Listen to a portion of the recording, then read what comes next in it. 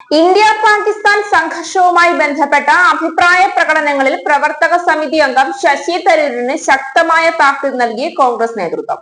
Party നിലപാടിന് വിരുദ്ധമായ അഭിപ്രായത്തിന്റെ പേരിലാണ് താക്കീത്. മുൻപും പലതവണ തരൂരിന്റെ നിലപാടുകൾ കോൺഗ്രസിനു തലവേദന സൃഷ്ടിച്ചിരുന്നു. അഭിപ്രായ പ്രകടനത്തിന് കോൺഗ്രസ് സ്വാതന്ത്ര്യം നൽകുന്നുണ്ടെങ്കിലും ഇക്കുറി തരൂർ ലക്ഷ്മണരേഖ കടന്നെന്നാണ് പ്രവർത്തക സമിതി യോഗത്തിൽ നേതാക്കൾ അഭിപ്രായപ്പെട്ടത്. വ്യക്തിപരമായ അഭിപ്രായങ്ങൾ പറയാനുള്ള സമയമല്ല ഇതെന്നും പാർട്ടിയുടെ അഭിപ്രായമാണ് സമൂഹത്തിൽ അവതരിപ്പിക്കേണ്ടതെന്നും AICC general secretary Jairam Ramesh പറഞ്ഞു. തരൂരും യോഗത്തിൽ പങ്കെടുത്തിരുന്നു. തരൂരിന്റെ അഭിപ്രായം പാർട്ടിയുടെ അഭിപ്രായമല്ലെന്ന് വാർത്താ സമ്മേളനത്തിൽ ജയറാം രമേശ് വ്യക്തമാക്കി. US പ്രസിഡന്റ് ഡൊണാൾഡ് ട്രംപിന്റെ ഇടപെടലിൽ അതൃപ്തി അറിയിച്ച തരൂർ ഇന്ത്യൻ വിദേശ രാജ്യങ്ങളുടെ മധ്യസ്ഥത തേടാൻ സാധ്യതയില്ല എന്നും സമൂഹ മാധ്യമങ്ങളിൽ കുറിച്ചിരുന്നു. US ഇടപെടലിനെ കോൺഗ്രസ് ചോദ്യം ചെയ്യുന്നതിനിടെയായിരുന്നു ഈ പരാമർശം. ഇന്ത്യ പാക് സംഘർഷം മോദി മികച്ച രീതിയിലാണ് കൈകാര്യം ചെയ്തതെന്ന് തരൂർ ടെലിവിഷൻ അഭിമുഖങ്ങളിൽ പറഞ്ഞിരുന്നു. ഓപ്പറേഷൻ സിന്ദൂറിന് ഫുൾ മാർക്ക് നൽകിയ തരൂർ മോദി കഴിഞ്ഞ ദിവസം നടത്തിയ അഭിസംബോധനയെയും പ്രകീർത്തിച്ചിരുന്നു. പാകിസ്ഥാനുമായി ഉണ്ടാക്കിയ വെടിനിർത്തലിന് പിന്നാലെ പ്രധാനമന്ത്രി നരേന്ദ്രമോദിയെയും മുൻ പ്രധാനമന്ത്രി ഇന്ദിരാഗാന്ധിയെയും തമ്മിൽ താരതമ്യം ചെയ്യുന്ന കോൺഗ്രസുകാരെ തിരുത്തിയും ശശി തരൂർ മുന്നേ രംഗത്ത് വന്നിരുന്നു. ബംഗ്ലാദേശ് വിമോചന യുദ്ധകാലത്ത് പാകിസ്ഥാന് മുന്നിൽ മുട്ടുമടക്കാത്ത ഇന്ദിരാഗാന്ധിയെ ഉദാഹരിച്ചാണ് കോൺഗ്രസ് നേതാക്കൾ മോദി സർക്കാരിനെതിരെ അന്ന് രംഗത്ത് വന്നത്. എന്നാൽ 1971 സാഹചര്യമല്ല 2025 എന്ന് പ്രവർത്തകരെ ഓർമ്മപ്പെടുത്തി തരൂർ രംഗത്ത് വന്നു. കേന്ദ്ര സർക്കാർ വെടിനിർത്തൽ കരാറിനെ കുറിച്ച് പ്രഖ്യാപനം നടത്തിയതിനു പിന്നാലെ ഇന്ദിരാഗാന്ധിയെ പ്രകീർത്തിച്ച് കോൺഗ്രസ് പ്രവർത്തകർ സമൂഹ മാധ്യമങ്ങൾ വഴി നടത്തുന്ന പ്രചരണങ്ങളെ കുറിച്ചുള്ള ചോദ്യങ്ങളോടാണ് ശശി തരൂർ ഇത്തരത്തിൽ അന്ന് പ്രതികരിച്ചത്. സംഘർഷം നമ്മുടെ നിയന്ത്രണത്തിലല്ല എന്ന സ്ഥിതിയിൽ എത്തിയപ്പോഴാണ് വെടിനിർത്തൽ കരാറിലെത്തിയത് എന്നും സമാധാനം അനിവാര്യമാണ് എന്നും തരൂർ പറഞ്ഞിരുന്നു. 1971 സാഹചര്യമല്ല 2025 എന്നത് യാഥാർത്ഥ്യമാണ് എന്നും ഒരുപാട് വ്യത്യാസങ്ങൾ ഉണ്ട് എന്നും അന്ന് തരൂർ കൂട്ടിച്ചേർത്തു.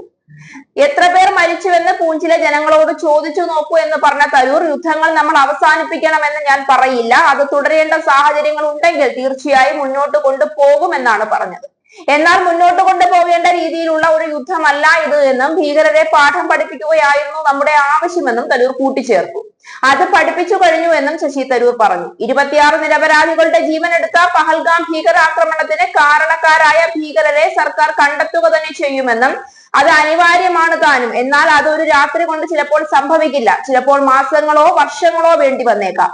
എന്നാൽ ആ ദൗത്യം നമ്മൾ പൂർത്തിയായിരിക്കും. നിരപരാധികളായ ഇന്ത്യൻ ജനതയെ കൊല്ലാൻ ആരെയും അനുവദിക്കില്ല എന്നൊക്കെയാണ് മോദിയെ പ്രകീർത്തിച്ചുകൊണ്ട് തരൂർ പല പ്രാവശ്യമായി പറഞ്ഞത്. പാകിസ്ഥാനുമായുള്ള ഈ സംഘർഷത്തിൽ കൂടുതൽ ജീവനുകൾ നഷ്ടപ്പെടാനോ സ്വത്തുവകകൾ ഇല്ലാതാകാനോ സാധ്യതയില്ല എന്നും ഇന്ത്യക്കാരുടെ ക്ഷേമത്തിനും വളർച്ചയ്ക്കും പുരോഗതിക്കുമാണ് നമ്മൾ ഊന്നൽ നൽകേണ്ടത് എന്നും അന്ന് തരൂർ ആവർത്തിച്ചിരുന്നു. ഈ ഘട്ടത്തിൽ സമാധാനമാണ് അനിവാര്യമെന്നാണ് എനിക്ക് തോന്നുന്നത്.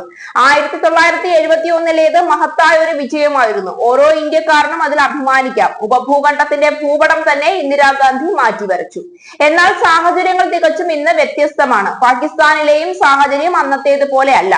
അവരുടെ സൈനിക ശക്തി, ആയുധശേഷി, നാശനഷ്ടങ്ങൾ എന്നിവയും തികച്ചും വ്യത്യസ്തമാണ് ഇന്ന്. ബംഗ്ലാദേശ് വിമോചന യുദ്ധകാലത്ത് ഇന്ത്യക്ക് പൊരുതാൻ ഒരു പൊതു കാരണമുണ്ടായിരുന്നു. ബംഗ്ലാദേശിലെ ജനങ്ങളുടെ സ്വാതന്ത്ര്യം എന്നതായിരുന്നു അത്. ഇത് തികച്ചും വ്യത്യസ്തമാണ്. ഈ സംഘർഷം മുന്നോട്ട് കൊണ്ടുപോയി ഇരുഭാഗത്തും കൂടുതൽ നാശനഷ്ടം ഉണ്ടാക്കി കൂടുതൽ ജീവനുകൾ നഷ്ടപ്പെടുത്തുന്നതിനാണോ ഇന്ത്യ ഇപ്പോൾ മുൻഗണന നൽകേണ്ടതെന്നും കോൺഗ്രസുകാരോട് തരൂർ അതിശക്തമായി തിരിച്ചു ചോദിച്ചിരുന്നു. ഭീകരരെ നമ്മുടെ രാജ്യത്തേക്ക് അയച്ചവരെ പാഠം പഠിപ്പിക്കുകയാണ് വേണ്ടത് എന്നും പാകിസ്ഥാൻ പ്രകോപിപ്പിച്ചിട്ടില്ലായിരുന്നുവെങ്കിൽ നമ്മൾ ഒരിക്കലും പ്രകോപിതരാവുകയുണ്ടായിരുന്നില്ല എന്നും തരൂർ പറഞ്ഞു. പാകിസ്ഥാൻ അങ്ങനെ ചെയ്തപ്പോൾ നമ്മളും വിട്ടുകൊടുത്തില്ല. ഒരു പ്രത്യേക ലക്ഷ്യവുമില്ലാതെ ഇതിങ്ങനെ മുന്നോട്ട് കൊണ്ടുപോകേണ്ട ആവശ്യമില്ല. അന്ന് ബംഗ്ലാദേശിന്റെ വിമോചനം എന്നൊരു ലക്ഷ്യം നമ്മുടെ മുന്നിലുണ്ടായിരുന്നു. പാകിസ്ഥാനെതിരെ ഷെല്ലാക്രമണം തുടരുന്നതിൽ ഒരർത്ഥവും കാണുന്നില്ല എന്നൊക്കെയാണ് മോദിക്ക് വേണ്ടി തരൂർ മാധ്യമങ്ങളോട് പ്രതികരിച്ചത്. ഇതിലൊക്കെ കോൺഗ്രസ് നേതൃത്വം വല്ലാതെ അസ്വസ്ഥമായിരുന്നു. നീണ്ട നാളത്തെ പ്രശ്നങ്ങൾക്കു ശേഷമാണ് കേരളത്തിൽ KPCC അധ്യക്ഷനെ മാറ്റുന്നതിനെ ചൊല്ലിയുള്ള തർക്കങ്ങൾ അവസാനിപ്പിച്ച് K സുധാകരനെ അനുനയിപ്പിച്ചുകൊണ്ട് സണ്ണി ജോസഫിനെ ആ സ്ഥാനത്തേക്ക് അവരോധിച്ചത്. എന്നാൽ ഇടയ്ക്കിടയ്ക്കുള്ള തരൂരിന്റെ ഇത്തരം പ്രസ്താവനകൾ കോൺഗ്രസ് നേതൃത്വത്തിനുള്ളിൽ തന്നെ ആകെ തമ്മിൽ തല്ലാണ് എന്നുള്ള ഒരു ചിന്തയാണ് പൊതുജനങ്ങൾക്ക് പകർന്നു കൊടുക്കുന്നത് എന്നും അത് തിരഞ്ഞെടുപ്പിനെ അതിരൂക്ഷമായി പ്രതികൂലമായി കോൺഗ്രസിന് ബാധിക്കുന്ന തരത്തിലേക്ക് മാറും മാറുമെന്നുമുള്ള നിലപാട് പല പ്രാവശ്യം കോൺഗ്രസ് നേതൃത്വം ഹൈക്കമാൻഡിനെ അറിയിച്ചതാണ്. എന്നാൽ ഇതിൽ നിന്നൊന്നും വ്യത്യസ്തമായ ഒരു തീരുമാനത്തിലേക്ക് എത്താൻ തരൂരിനും കഴിഞ്ഞിരുന്നില്ല.